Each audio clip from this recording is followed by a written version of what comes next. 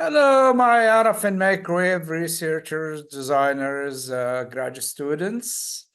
This is Dr. Mohamed Nezami, welcoming you back to another episode of my series on slotted waveguide antenna array design and 3D modeling.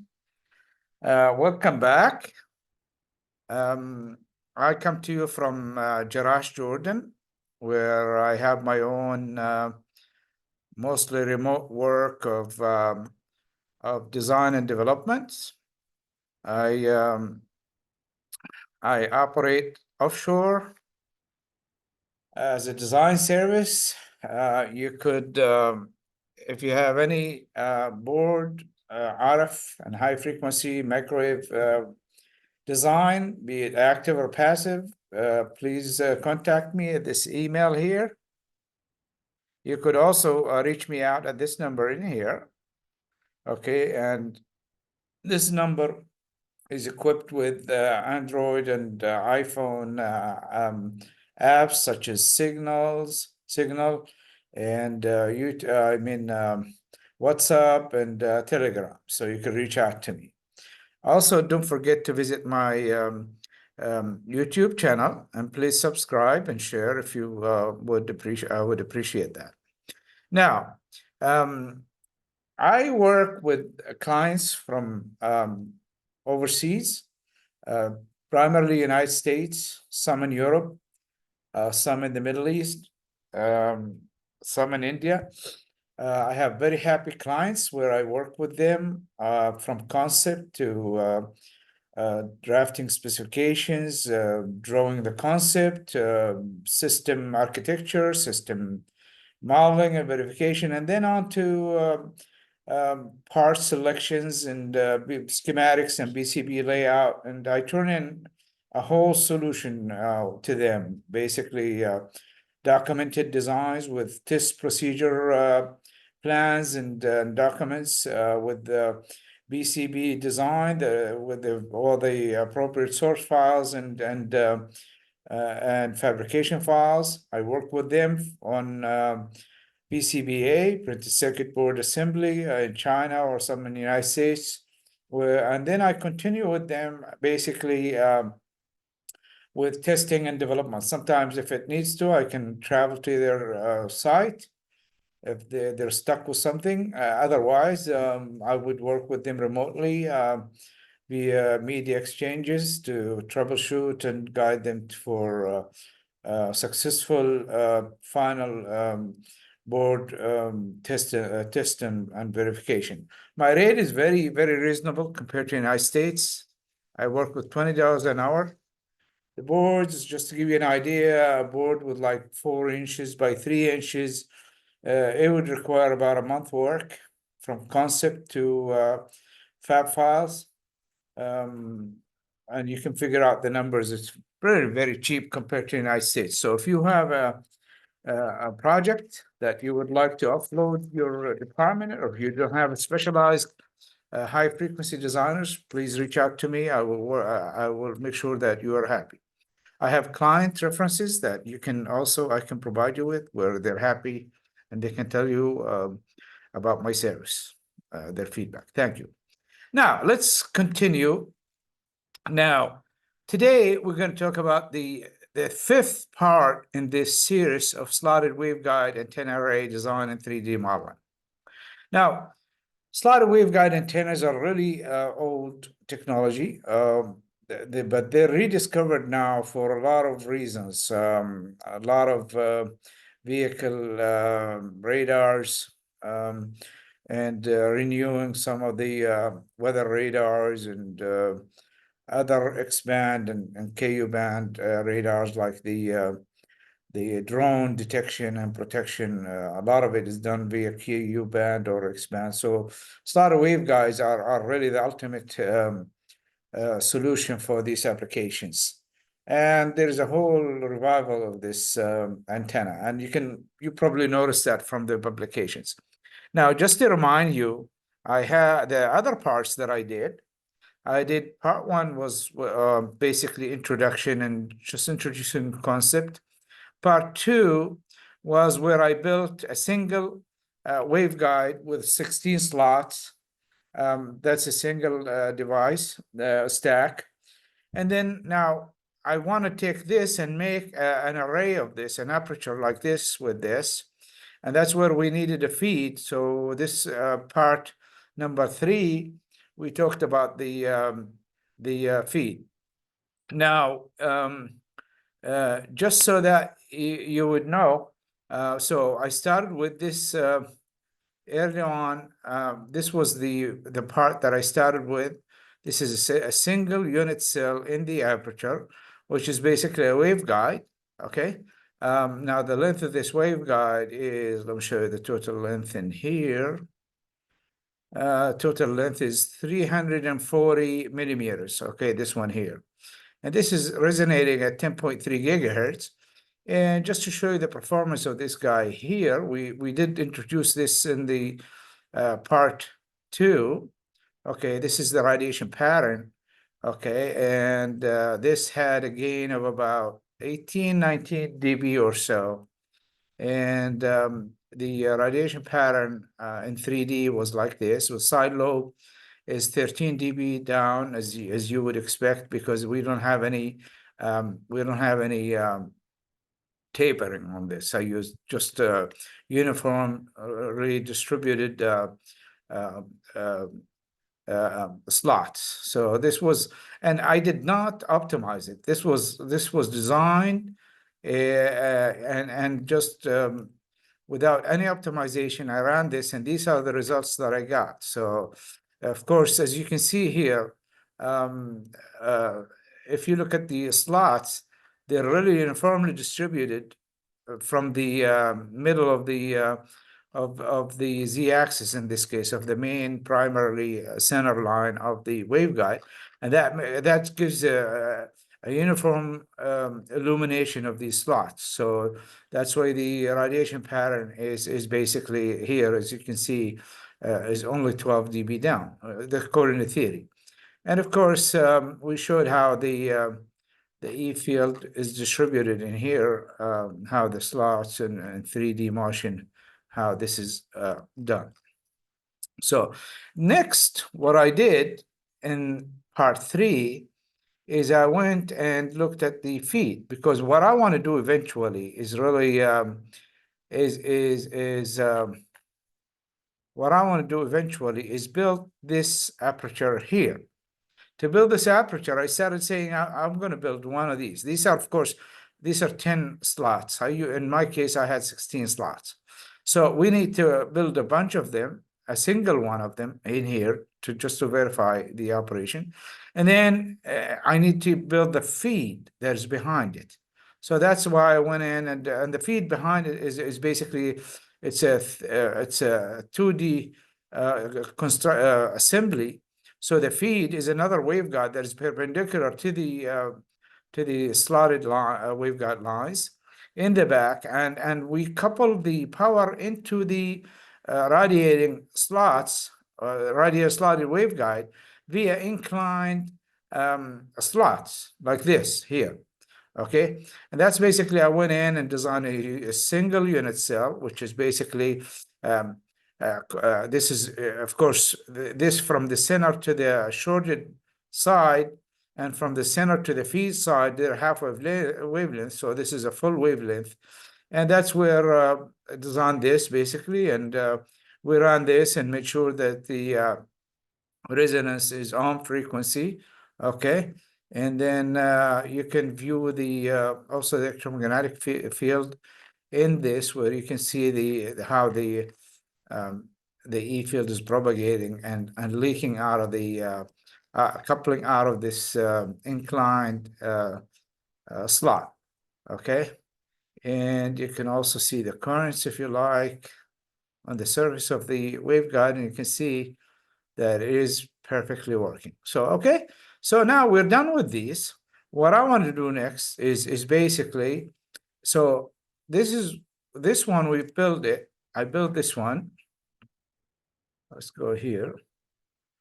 Okay, well, before I do that, let's look at the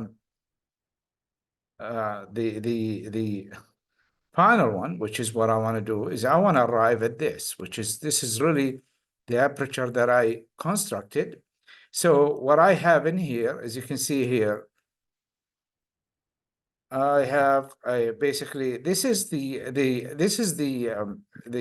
where I have a 16. Let's look at this way. And let me take this out here. Let me do this. Oh. Okay, so I have 16 rows of slotted waveguide antennas, the one I constructed before, which is basically, that's this guy here. I took this and cloned this to 16 of them stacked together. And then I constructed another waveguide behind that perpendicular, okay, where the feed waveguide was basically fitted with inclined slots that leak the RF signals. The RF signals are fed basically, let me show you right now, citation. Okay, so you can see that the signal, the wave is fed from here, from this side. Of course, obviously, what we would do is we would have this connected to this here. There is a waveguide to SMA transition, or a waveguide to BCB transition. And these basically, I cover a lot of these in my channel. So you could go back to my channel. I have variety, many of these that I cover. So this is the coaxial fed one at KU band. And then I did a bunch of these where basically I used BCB, like you see here. Okay, so that's what would come out, come to you from this. That's what would be attached in here to go to the rest of your electronic assembly that has the transmitter and receiver. Okay, so we want to look at this now. Of course, now this was not optimized, and likewise the single one was not optimized either. So this one here, I really had a gain of let's see, the gain of this was let's look at this easier. Okay, the gain was M1 was 19.2 dBs. Okay, so where we would expect this now, since this is 16 times, you would expect that should have multiples of that according to the n log, which is a log of n, which is 16 in this case.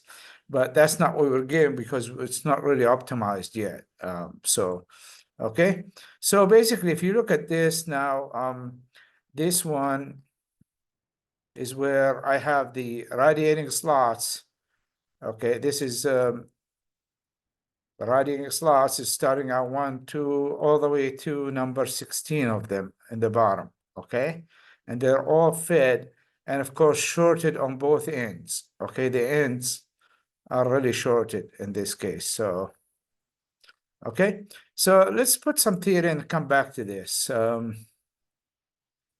So I designed this, and these are the information on this. And of course, we got, this is the performance of a single one. Now I want to go ahead and construct this. I did not taper the corners of this to make a rounded beam yet. So at first, I want to see what make it just a planar XY dimension. The feeding mechanism, of course, the feeding waveguide, theoretically, what it is we come into the slot line waveguide, and we put another waveguide that is perpendicular, and we will stick slots, inclined slots. Now, the angle of the inclined slot, of course, in my case, I had it as a variable because you really wanna keep that as parametric. Okay, so the slot angle in this case, it's 20 degrees. Okay, but in actuality, according to the reported designs in the IEEE papers, it can be anywhere from 15 to near 45 degrees. Okay, so we'll come back to this. So what we do, and of course, we looked at the equivalent circuit of this, which is a bunch of series impedances. Each one of these looks like a transformer loaded. And the distance between these is really a half wavelength, waveguide half wavelength.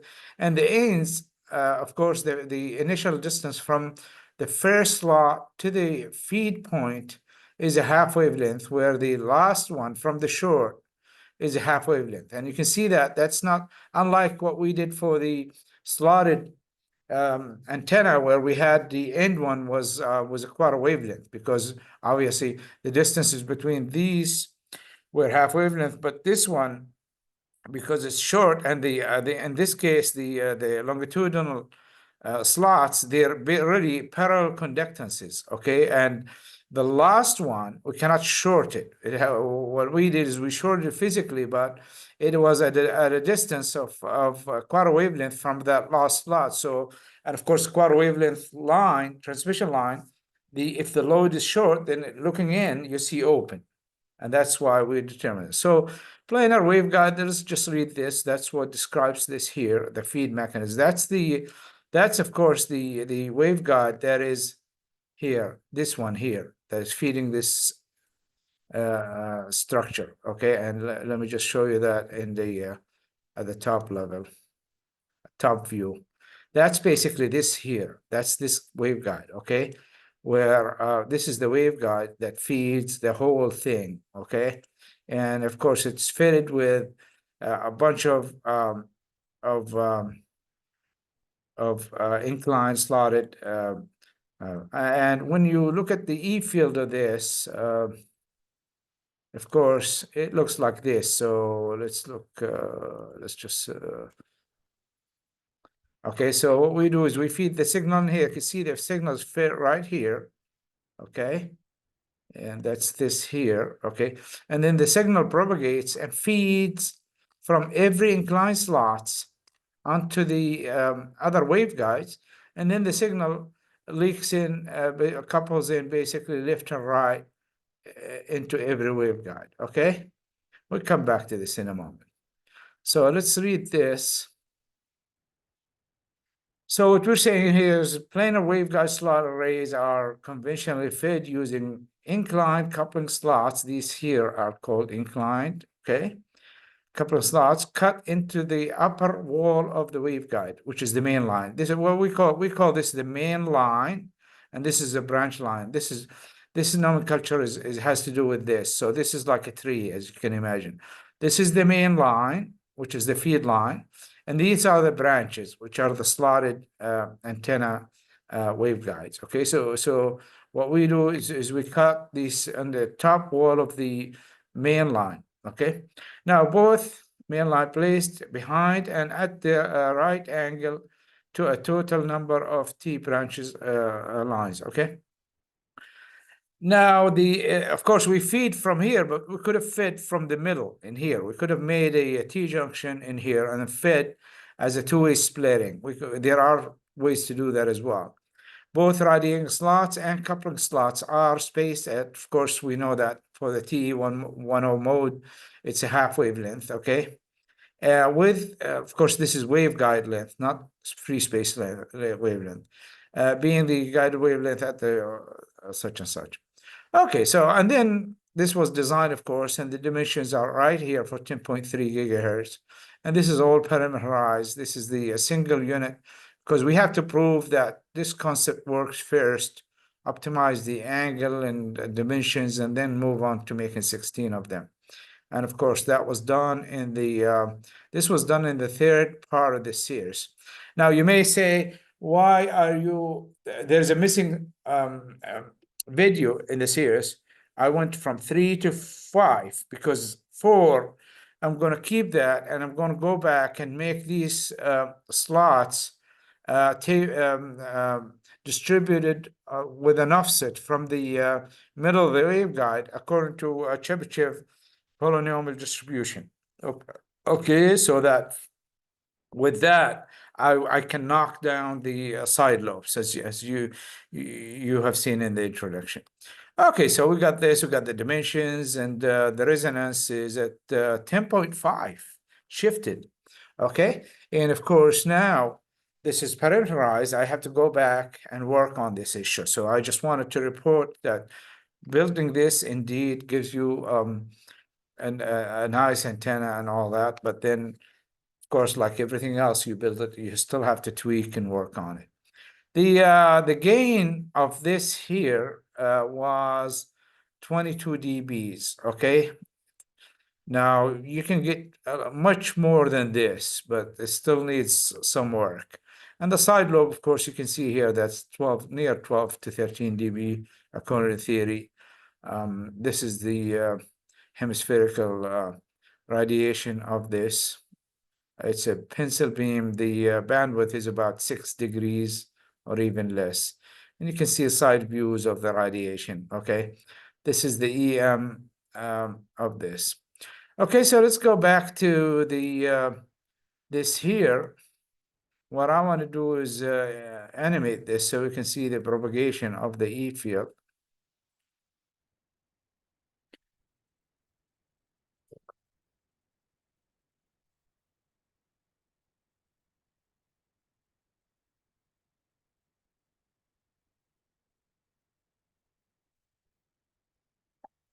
Okay, so it's going to take a minute or two. So let's just wait for that.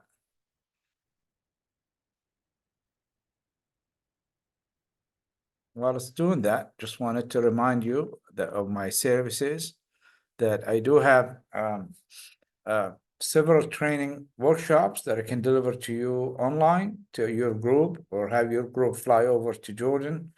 And my rate for this training, it's a 1-week training, 5 days, with accommodations. It's $1,500 per person for a minimum of 4 individuals.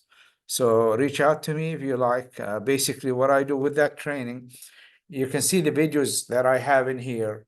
We're going to go through these videos, except you're going to do hands-on training. You're going to actually go in and construct these and learn how these were done. And you're going to get the source files, all the MATLAB code that I've used throughout some of these. And if you go back to my channel, these concepts vary from building transceivers using system view to signal verification, RF verification, antenna arrays, transceivers, 5G transceivers, antenna arrays, up converters and down converters for SATCOM, low noise amplifiers, passive signal, passive modules, passive systems, a lot of feedback, a lot of waveguide, mix of waveguide, coax, mix of waveguide and transmission, a lot of cavities and radial power splitters, filters, resonator filters, mechanical filters, suspended line filters for low loss, waveguide to PC board, transitions, SIW designs, and so forth. Okay. So let's see. Okay, this is done. Let's look at how this is. Let's look at the. So we've got the signals, as you can see, it propagates from here. Okay, into this way. This is where we feed the signal. It goes in, and you can see that it's going in and splitting equally to the left or right. So we've got 16 slots per waveguide, fit in the middle. I forgot to tell you one thing. Now, as you recall, this design here was designed and fed from the side in here, in the second video, okay? In this design, I fit it in the middle, so I had to spread the middle 2 slots away from each other with odd multiples of quarter wavelength, okay? I mean a half wavelength, sorry. But still the distance from the feed to the middle of the point in here is a quarter wavelength, okay? So that's basically, that's why you see this is almost asymmetrical, because you've got this distance in here so that I can mechanically fit the feeding waveguide. You can see here at the end, of course, it's shorted, so it goes in and comes back for reflection. Same way on these sides, okay?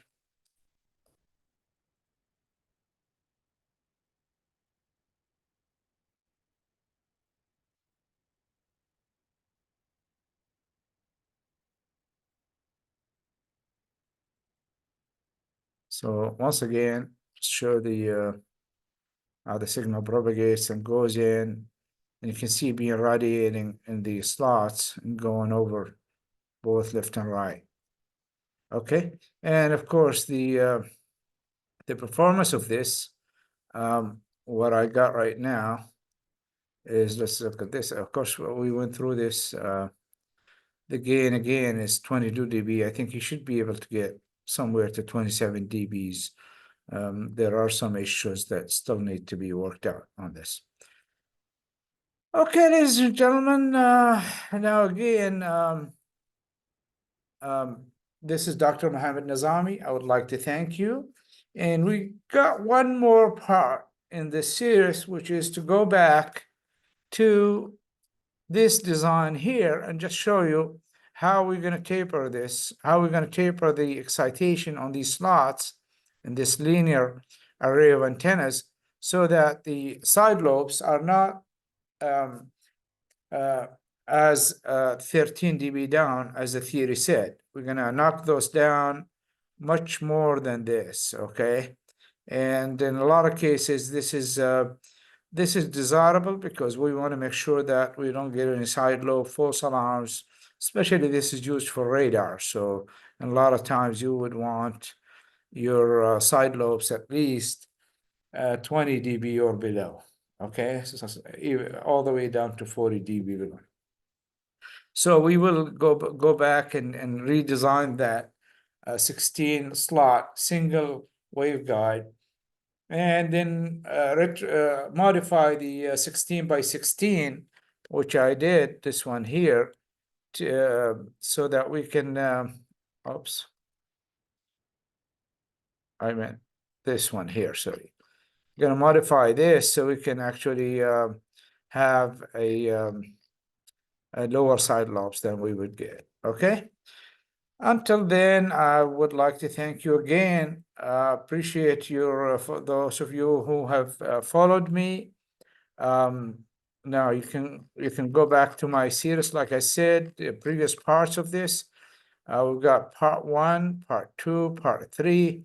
And for those of you that appreciate this effort, I welcome you to basically, if you would like to support this effort, you can go back to my channel, go in here, and you can click this link in here where you can contribute to the effort. So you can go, this is PayPal, my account at PayPal, so you can actually send whatever contribution you want. I would like to thank 3 individuals that did that already.